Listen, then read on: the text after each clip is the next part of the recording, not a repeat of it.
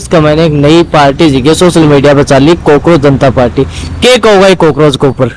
जब जनता ने मुझे जिताया और उनको हराया और हारने के बाद भी वो जो है जीते हुए जैसा काम करना चाहते हैं, ये कहाँ का न्याय है। भारत सरकार झूठी है, निकम्मी है। वो कॉकरोच जैसी पार्टी की बात करते हैं। ये नौजवानों का रोष है ये, और ये नौजवानों का रोष जब बाहर आएगा ना तो नौजवान को रोक नहीं पाएंगे लोग।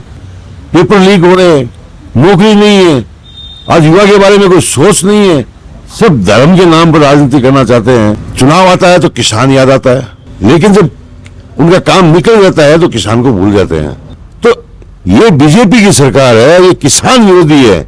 और मुझे गर्व है इस बात पे कहते हुए कि श्याम पांड्या और हमारा नेचुरल पार्क तारानगर एक ऐतिहासिक चीज है। लोग देखने आते हैं, आत्मा प्रसन्न होती है। राजस्थान में जो है 100 मीटर नहर में नहीं बनी कहीं पर भी, और हमने 120 किलोमीटर नहर बनाई है। कोई छोटी बात है क्या आप अपने बच्चे के लिए बेहतर शिक्षा के साथ अच्छे संस्कार चाहते हैं? आइए केशवानंद शिक्षण संस्थान, जहां आधुनिक पढ़ाई, अनुशासन और स्पोर्ट्स ट्रेनिंग के साथ होता है बच्चों का संपूर्ण विकास। स्कूल, हॉस्टल, कोचिंग, कॉलेज और स्पोर्ट्स एकेडमी सब एक ही कैंपस में। Admission open. आज ही विजिट करें केशवानंद कैंपस भडाडर। राम राम साहब, मैं था उद्देश्य पत्रकार राजेश और फिलहाल मैं मौजूद हूँ तारानगर विधायक नरेंद्र जी बुढ़ानिया के घर। और आज तारानगर और राजस्थान की राजनीति ने लेके जो की बातें है बस अगली करांगा। और राम राम विधायक साहब। राम राम। तारानगर का विधायक होते और तारानगर जी को है भी मैंने थारे कार्यकाल में पिछला जी को कार्यकाल भी बहुत सारे विकास कार्य होया, और फिर जनता है बात हम दोबारा चुन के भेजो। 2.5 साल को जी को थारो कार्यकाल है, इनका मैंने देखे कि विकास कार्य कराया। देखिए, हमारा जब राजस्थान में हमारा कांग्रेस का शासन था तो हमने तारानगर में हर क्षेत्र के अंदर हमने विकास करवाया। चाहे वो शिक्षा का क्षेत्र हो, चाहे वो स्वास्थ्य का क्षेत्र हो, चाहे वो कृषि का क्षेत्र हो, चाहे सड़क का क्षेत्र हो, चाहे वो नहर का विषय हो, हर विषय में हमने तारानगर का विकास करने की भरपूर कोशिश की। और हमने फैसला किया था कि तारानगर चूरू जिले में 1 नंबर पे रहना चाहिए, और हम लोग 1 नंबर पे लेके आए उसको। तारानगर के अंदर हमने शांति बनाए रखी 5 साल, माफियाओं को अंदर नहीं घुसने दिया। शराब माफिया, जमीन माफिया, ये तारानगर के अंदर जो है लंबे समय से बिछे हुए थे, उन सबको मैंने उखाड़ के फेंका। हमने जो है नहर को प्राथमिकता दी। आज युवा के लिए सबसे बड़ा काम है तो मैं समझता हूं नहर है। आज किसान की जीवनदायिनी है, जीवन रेखा है कि नहर। हमारी आने वाली पीढ़ी, नौजवान पीढ़ी है, उसको इतना संघर्ष करना पड़ेगा। उस संघर्ष में नहर जो है उनकी जीवन साथी होगी। विधायक साहब, एक और जो नहर है, नहर से एक सवाल मेरे ध्यान में आयो के जो तारानगर सिद्धमुख और जो अपना राजस्थान को जो किसान है, बिन हर साल जो फसल बीमा क्लेम है भी के लिए सड़का को ऊपर उतरना पड़े। गत दिन पिछले वर्ष में देखो के जो MP साहब भी सके थे भी सड़का को ऊपर उतरे और ट्रैक्टर मार्च निकाले हो।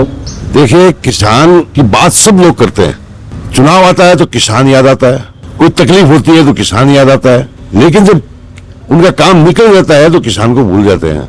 आज फसल किसान बोता है और उसकी फसल जो है खराब हो जाती है, नष्ट हो जाती है, वो अपना बीमा करवाता है, उसका कानून है उसका बीमा का। लेकिन जो है बीमा कंपनियां जो है सरकार के बड़े लोगों से मिलकर के नाजायज करती है किसान के साथ में। वो किसान को जो है मुआवजा देना नहीं चाहती, किसान को लाभ दिलाना नहीं चाहती। अभी कभी सैटेलाइट का बहाना बना लेते हैं, कभी कुछ खराब और बहाना बना लेते हैं, उल्टे सीधे कानून कायदे निकाल करके जो है वो किसान को जो फसल बीमा नहीं देते। तो ये बीजेपी की सरकार है, ये किसान विरोधी है, किसान विरोधी है, युवा विरोधी है। इनको कोई लेना देना नहीं है किसान से, गरीब से। ये तो अपना काम निकालते हैं, अपना उल्लू सीधा होना चाहिए, वो काम करते हैं। जिको थारो प्रदर्शन हो वो 2021 का क्लेम में लेको हो बी टाइम राजस्थान में जिकी कांग्रेस की सरकार ही और थे विधायक भी हा, और अब जिकी सरकार ही बा जिको अभी ने रद्द कर दी हो भी वहां में थारी जो मीटिंग हुई तो आरोप थारो ऊपर लगेगा क्योंकि थारी सरकार ही तो थारे कारण जो है वो क्लेम जो है अटक गयो हो। देखिए, क्लेम देना भारत सरकार का काम है। ये भारत सरकार की कंपनियां हैं। अनुबंध प्रधानमंत्री फसल बीमा योजना है। 2021 के अंदर हम लोग जो है किसान के साथ जातियां हुई बीमा कंपनी के द्वारा हम लोग जो है राजस्थान के मुख्यमंत्री से मिले। मुख्यमंत्री ने आदेश दे दिया कि नहीं, किसान के साथ जाति नहीं होनी चाहिए, दोबारा से जो स्टेक बैठना चाहिए, दोबारा से मीटिंग होनी चाहिए। और दोबारा स्टेक बैठा, मीटिंग हुई, उसमें उसको जो है राजस्थान की सरकार ने उसको पास करके दिल्ली भेजा। तो इस सरकार के अंदर, हमारी सरकार के अंदर किसानों के साथ कभी हमने जो बात नहीं होने दिया। किसान की बात हमारी सरकार के खिलाफ भी हमें बात करनी पड़ी तो हमने किसान के खिलाफ के पक्ष में बात की है। और अब जी को थारो 2.5 साल को कार्यकाल है, एक महीने तारनगर क्षेत्र का मैंने जिका थारा सामना प्रतिद्वंदी हारे से ज्यादा आजकल तारनगर के महीने पे देखे जा रहे हैं। और जिका थे विधानसभा में भी बोले हाँ कि उद्घाटन जी को अमन करना चाहिए, लेकिन उद्घाटन जी का है कर रहे हैं और कार में कैंसिल है फिर रही। देखो ऐसा है, मैं तारानगर का जनप्रतिनिधि हूँ, तारानगर का सेवक हूँ, पर हम लोग तारानगर में बराबर जाते रहते हैं, दुख में सुख में हर प्रकार से हम लोग जाते हैं और जाना भी चाहिए। सवाल ये है कि तो जीते हुए हारे में कोई तो फर्क होता है जनतंत्र में। जीत क्या होती है, हार क्या होती है। जब जनता ने मुझे जिताया और उनको हराया और हारने के बाद भी वो जो है जीते हुए जैसा काम करना चाहते हैं, ये कहाँ का न्याय है। मुझे एक बात बताओ, हरलाल सिंह सारण जो है यहाँ से विधायक है चूरू से, और वहां परेड वहां नाम लगता है तारानगर के अंदर, जहाँ नरेंद्र बुढ़ानिया का नाम लगना चाहिए वहां हरलाल सारण का नाम लगता है। कैसे लगता है? ये अवमानना नहीं है क्या? ये जनता की अवमानना है, ये जनता के साथ धोखा है। और धोखा चलता नहीं है। राज के जोर के अंदर आप फीता काटते हो, आप कैंची कतरनी साथ रखते हो, तो ये तो जनता देखती है। जनता देखती है और इसका हिसाब भी लेती है। जनता हिसाब लेगी इसका। जो काम मैंने करवाए हैं, मैंने कभी पत्थर गड्डी पे ध्यान नहीं दिया, मैंने विकास के ऊपर ध्यान दिया, जनता की दुख तकलीफ पे ध्यान दिया, मैंने शिक्षा के ऊपर ध्यान दिया, मैंने आयुर्वेदिक कॉलेज खुलाई, मैंने कृषि महाविद्यालय खुलाया, मैंने सावा में कॉलेज खुलाया, मैंने तारानगर के अंदर लड़कियों का जो पीजी कॉलेज खुलवाया, और तारानगर के अंदर उप स्वास्थ्य केंद्र जो है उप जिला स्वास्थ्य केंद्र खोला। तारानगर के अंदर उन्हें एक ऐसी चीज दी जो एक नेचुरल पार्क के रूप में, और इसमें इस ऐसी योजना के साथ में कि वहां के जो युवा, वहां के मेरे बुजुर्ग, वहां की मेरी बहनें वहां जो है सुबह घूम करके अपना स्वास्थ्य का लाभ लें। और मुझे गर्व है इस बात पे कहते हुए कि श्याम पांड्या और हमारा नेचुरल पार्क तारानगर एक ऐतिहासिक चीज है। लोग देखने आते हैं, आत्मा प्रसन्न होती है। थारे आयुर्वेदिक कॉलेज से मेरे याद आयो कि थारी सरकार में आयुर्वेदिक कॉलेज जी को है तारनगर में पास हो, लेकिन वर्तमान में वो धरातल पे कौन दिख रही हो। वर्तमान सरकार है शायद अभी इम्प्लीमेंट जी को है कौन कर पाई, बिगल देखे तक प्रयास करोगे। देखिए, ये विधानसभा की घोषणा है। राजस्थान के मुख्यमंत्री अशोक गहलोत ने राजस्थान की विधानसभा में ये घोषणा की थी। विधानसभा की घोषणा को पूरा करना ही पड़ेगा इनको। ये रोक रहे हैं, ये देरी कर रहे हैं, इनकी दिलचस्पी नहीं है। इनकी दिलचस्पी नहीं है कि आधारभूत ढांचा जो जनता के लिए होना चाहिए उसमें ये बिल्कुल दूर रहते हैं। आज उप जिला अस्पताल है, वो मेरे समय में मैंने उसका शिलान्यास किया, लेकिन जमीन जगह बदलने के बहाने उसको 2.5 साल उसको जो है देर कर दिया। 2.5 क्या, 1 साल और लगेगा उसमें। तो 3.5 साल का जो डिले किया इन्होंने, जनता के साथ अपराध नहीं किया। ये जो 2 साल पहले बन जाना चाहिए था और आज तक वो जो है बना नहीं, उसका काम धीरे धीरे चल रहा है। जगह बदलने के बहाने जो है उन्होंने 2.5 साल निकाल दिए। ये न्याय है क्या? ये न्याय नहीं है, जनता के साथ धोखा है और जनता बदला लेगी इसका। एक और सवाल है, क्योंकि वर्तमान में बीजेपी की सरकार है और राजेंद्र राठौड़ जी का ही वह बीजेपी का नेता भी ही, तो क्योंकि राज का आदमी है तो वह कह मैं तारनगर में बहुत सारा विकास कार्य कर रही हूँ और वह करे भी ये थे कि तंज भी कशो क्या, क्योंकि बुढ़ानिया जी का ही के वो काम ही तो करा दियो कि राजेंद्र जी ने कैंची ले लेके फीतो काटना पड़ रही है। देखिए, हमने जो है 5 साल के अंदर 15 साल का काम करवाया। हमारा एक ही ध्येय रहा 5 साल। हमने कोविड का मुकाबला किया, हमें 2 साल तो कोविड में निकल गए, और 3 साल में हमने हर क्षेत्र में इतना काम करवाया कि अगले 15 साल तक जो है वो काम गिने जाएंगे। आज नहर का काम है, आप देखिए नहर को जो है किस प्रकार से तोड़ मोड़ करना चाहते हैं। नहर जैसी चीज राजस्थान में जो है 100 मीटर नहर में नहीं बनी कहीं पर भी, और हमने 120 किलोमीटर नहर बनाई है। कोई छोटी बात है? 60 किलोमीटर नहर पे तो है मैंने उद्घाटन कर दिया मेरे समय में, और 60 पे मैंने काम चालू कर दिया, काम चल रहा है। ये अभी क्या कर रहे हैं? ये ये भी काम कर रहे हैं, मिट्टी लगा रहे हैं, पैसा खा रहे हैं, झूठे बिल बना रहे हैं, चोरी कर रहे हैं, किसान के साथ अन्याय कर रहे हैं। किसान समझता है इस बात को, किसान इस बात को समझता है कि तेरे साथ बेईमानी हो रही है, लेकिन किसान जब समय आएगा तो नौजवान सड़कों पे उतरेगा, नौजवान अपने इस जो है बदला लेगा, इनके जो अपराध कर रहे हैं, इनका अन्याय कर रहे हैं उनके साथ में, नौजवान बदला लेगा। नौजवान भूलता नहीं है किसी बात को, नौजवान जो दिल में बैठा लेता है ना वो काम करता है। और आज का नौजवान, आज का किसान का बेटा जिसके जिसके सीने पे लात मारी है वो बदला लेगा। नहर से याद आयो कि गजुआ जी की माइनर है, बिल लेके बहुत सारा आरोप ला रहे, भ्रष्टाचार का आरोप ला रहे थे, खुद भी अभी को निरीक्षण करियो हो। और गत 2-3 दिन पहले जिका है किसान और कुछ पत्रकार जिका बैठका ही धरनो भी दियो हो। देखिए मैंने आपको बताया ना, हर फील्ड में सिवाय झूठे बिल बनाने के कोई काम नहीं हो रहा है। माइनर का आज जो नहर का जहां जहां भी निर्माण कार्य हो रहा है वहां मिट्टी लगाई जा रही है, बार बार धरने प्रदर्शन हो रहे हैं। मैंने भी विधानसभा में उठाया है, मैंने भी निरीक्षण किया है, अभी भी किया है, पहले भी किया था। आपके जो है देवासर माइनर बन रही है, उस देवासर माइनर के अंदर जो है वहां पर इस प्रकार से जो है मिट्टी लगाई जा रही है, बार बार उसको उठा दिया, लेकिन नीचे से लेकर ऊपर तक मिले हुए, कौन जांच करेगा। यहाँ पर एक टेंडर हुआ था 2 करोड़ का नहर का, नहर की सफाई करने का टेंडर हुआ था, पटड़ा सफाई बनाने का टेंडर हुआ था। दुर्भाग्य देखिए आप कि 2 करोड़ में 5 लाख भी उन्होंने खर्च नहीं किए और ऐसे ऐसे डकार गए वो। मैंने प्रेस कॉन्फ्रेंस भी की जयपुर में, मैंने मुख्यमंत्री से स्वयं मिलकर के शिकायत दर्ज करवाई, लिखित में दर्ज करवाई, उन्होंने जांच के आदेश दिए, लेकिन कुछ भी नहीं, कुछ भी नहीं। ऐसा लगता है कि सारा तंत्र जो है ऊपर से लेकर नीचे तक भ्रष्टाचार में डूबा हुआ है, और संरक्षण जो है इन भूमाफियाओं को, इन सारे जो है बदमाशों को जो संरक्षण प्राप्त है उन्हें खुली छूट दे रखी है। विभाग बांट रखे हैं इन्होंने कि तुम पीएचडी का ले लो, तुम नहर का ले लो, तुम नगर पालिका का ले लो, तुम जो है बिजली का ले लो, सबको जो है लोगों को बांट रखे हैं विभाग। तो वो विभाग वसूली कर रहे हैं, जनता के साथ इतना बड़ा अन्याय कर रहे हैं। आज देखो जाकर के, आज पूरे राजस्थान के अंदर ऐसे हालात हो रहे हैं, आज कोई सुरक्षित नहीं है। आज जो है ये महिला सशक्तिकरण की बात करते हैं, आज इतना महिलाओं के साथ अपराध हो रहा है, वो कहीं आज अखबार उठा के देखो, यही चीज मिलेगी आपको। तो कथनी और करनी में अंतर है। आज देश बहुत बुरे हालात से गुजर रहा है, आज देश के हालात ठीक नहीं है, और उस हालात बुरे हालात के अंदर देश में क्या हो जाएगा सब कुछ नहीं कहा जा सकता। तारनगर विधानसभा के मैंने बहुत सारा गांव है, और तारनगर के अलावा बहुत सारा जिका राजस्थान का गांव ही वह पेयजल जिको है, पीना को पानी जिको है भी से जूझ रही। जेजेएम जी की योजना है भी मैंने खूब भ्रष्टाचार हो, यहाँ का भी आरोप लग गया, पूर्व मंत्री भी गिरफ्तार हुआ। तारनगर का बहुत सारा गाँव है, रतनपुरा है, रामपुरा है, बहुत सारा और अन्य गाँव है जो पेयजल को संकट है।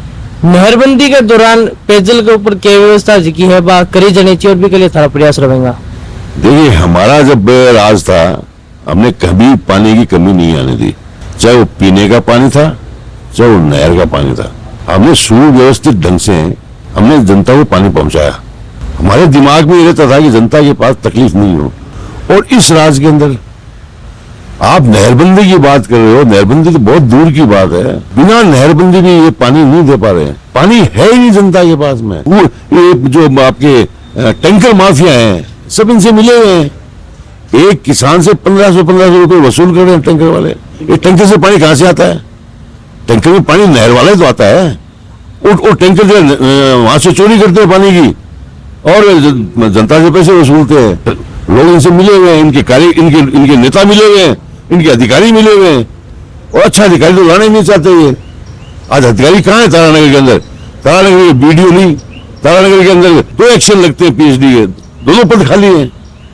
तो आप मुझे बताइए, नगर पालिका में ईओ नहीं, हॉस्पिटल में डॉक्टर नहीं, तो ये सारी चीजें ये अधिकारी आने देना नहीं चाहते ये लोग। ये जनता की परवाह नहीं करते, इनका पैसा कैसे आए, झूठे बिल कैसे बन सके, सारा वो काम कर रहे हैं। और हम इनको बख्शेंगे नहीं। हमने समय समय पर विरोध किया है और विरोध करेंगे, आगे भी करेंगे, सड़कों पे उतरेंगे, लेकिन जनता की परेशानी को हम दूर करेंगे। इनको जो है सीख सिखाएंगे। हम विपक्ष में, हमारा क्या काम है? आप देखिए ना, विधानसभा के अंदर हमने एक एक चीज उठाई है, तो वही फर्ज है हमारा। विपक्ष का ये फर्ज होता है कि सरकार के सामने वो तक बातें रखे जो सरकार तक पहुंचती नहीं हो। वो हमने एक एक चीज पहुंचाई है, फिर भी इनके कुछ नहीं बनता। उनको फर्क नहीं पड़ता इनके। जी की थारी रेंगने की बात है भी से एक नई बात अब याद आई कि गत दिना जिका देश का चीफ जस्टिस है सूर्यकांत जी भी एक टिप्पणी करी और परजीवी और कॉकरोच जिका है वह शब्द को इस्तेमाल करी। भी बाद के महीने देश के महीने एक नई पार्टी जी सोशल मीडिया पर चली कॉकरोच जनता पार्टी के कहोगा कॉकरोच के ऊपर। देखिए ये युवाओं का रोष है। युवा ये समझ चुका है कि ये भारत सरकार झूठी है, निकम्मी है, इनको ना देश की भलाई से मतलब है, ना इनको रोजगार से मतलब है, ना इनको महंगाई से मतलब है, ना जनता के दुख तकलीफ से इनको मतलब है। इनका काम निकलना चाहिए, जनता का ध्यान भटकाते रहते हैं। आज हमारे देश के हालात क्या हो रहे हैं, हमारे किसानों के साथ धोखा हुआ है। आज जो अमेरिका के साथ जो ट्रेड हुआ है, डील हुई है, वो उस ट्रेड में किसान मारा गया है। यहाँ का तो किसान मारा गया तो जनता जो नौजवान है आज उसके हालात क्या है, झूठ बोल रहे हैं, पेपर लीक हो रहे हैं, नौकरी नहीं है, आज युवा के बारे में कोई सोच नहीं है, सब धर्म के नाम पर राजनीति करना चाहते हैं। तो आज का युवा समझ चुका है और समझ करके जो है आज वो कॉकरोच जैसी पार्टी की बात करते हैं। नौजवानों का रोष है ये, और ये नौजवानों का रोष जब बाहर आएगा ना तो नौजवान को रोक नहीं पाएंगे लोग, नौजवान सहन नहीं करेगा। आज धोखा हो रहा है जनता के साथ के अंदर। आज क्या हो रहा है, देश के हालात क्या है। आज जो है आज जो खाड़ी में जो अमेरिका का जो युद्ध हो रहा है इराक का, क्या इसका असर है हमारे ऊपर? नहीं, इनकी नीतियां फेल होगी, इनकी नीतियां फेल होगी।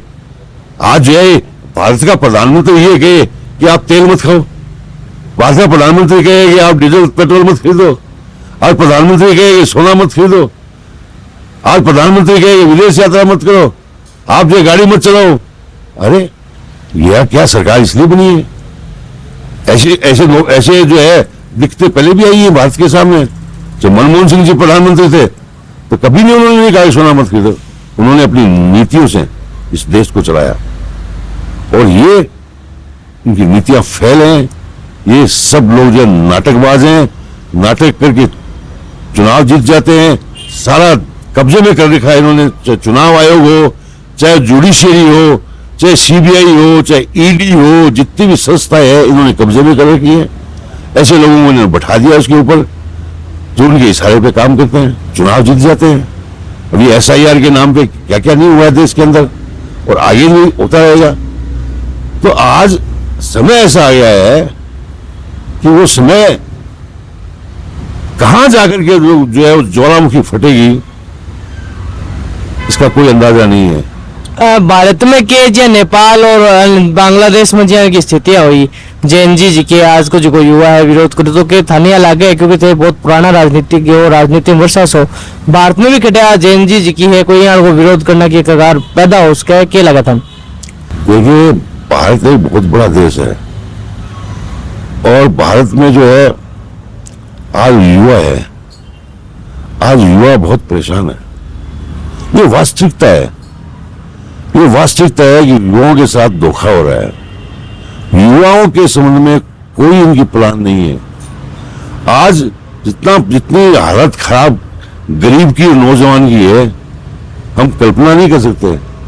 तो जब ऐसी हालत हो जाएगी तो क्या करेंगे ये नौजवान? आज क्या करेंगे? सरकारें बनती हैं।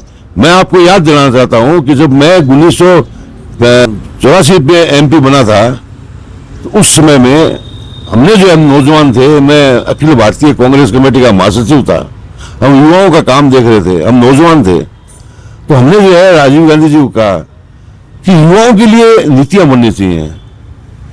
आज नीति किसके लिए बनती है कि जिसका वोट लगता है, जिसका वोट नहीं लगता है उसको तो ध्यान देते ही नहीं है, क्योंकि उसकी जरूरत नहीं है।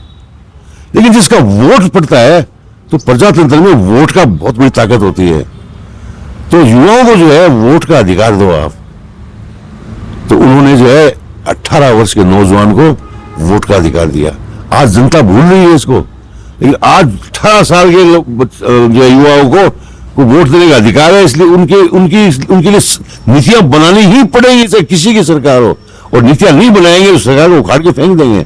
ये भ्रम में मोदी जी और अमित शाह जी कि हमारी दादागिरी से और हम जो है इन संस्थाओं से चुनाव जीतते रहेंगे, इनको ये जो है उनकी गलत फहमी है।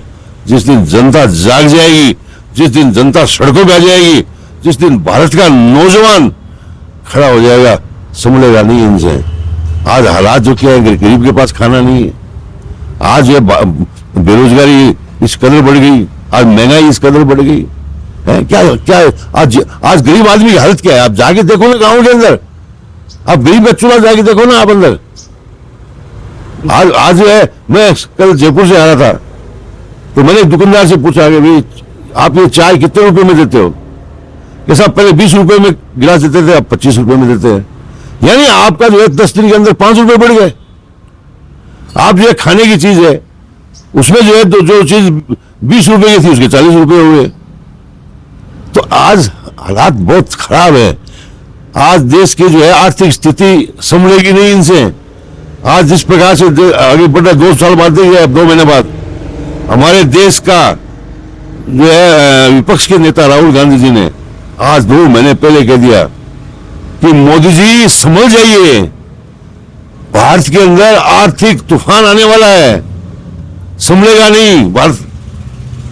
तब उन्होंने जो है ध्यान नहीं दिया। चुनावों के अंदर बंगाल के चुनाव, असम के चुनाव और बाकी चुनावों को ध्यान में रखते हुए उन्होंने कहा नहीं, हमारे पास कोई कमी नहीं है, हम सब जानते हैं।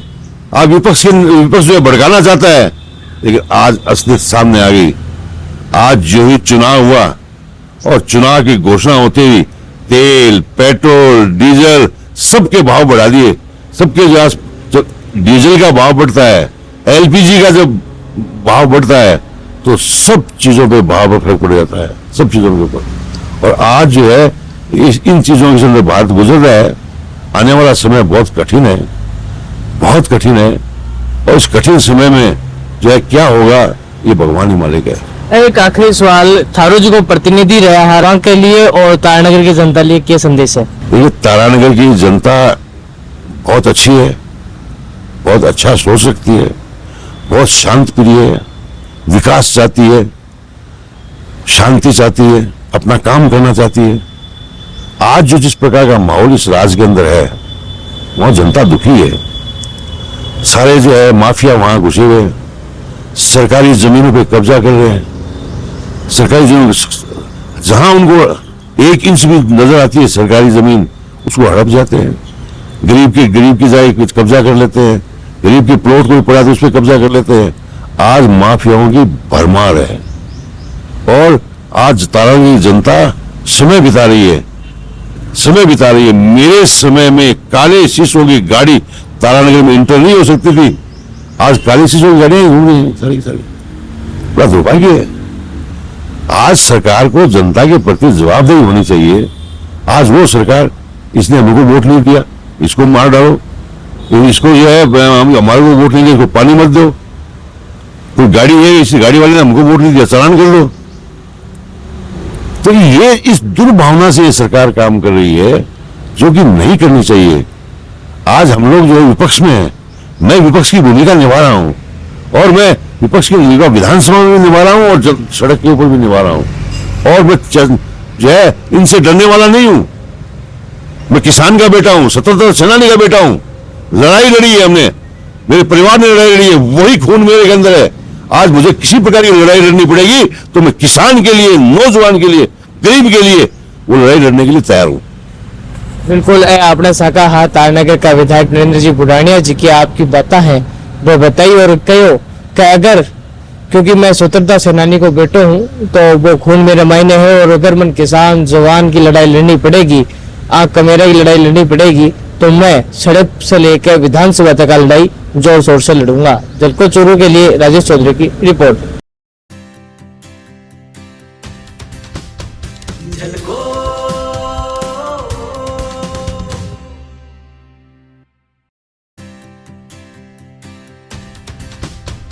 झलको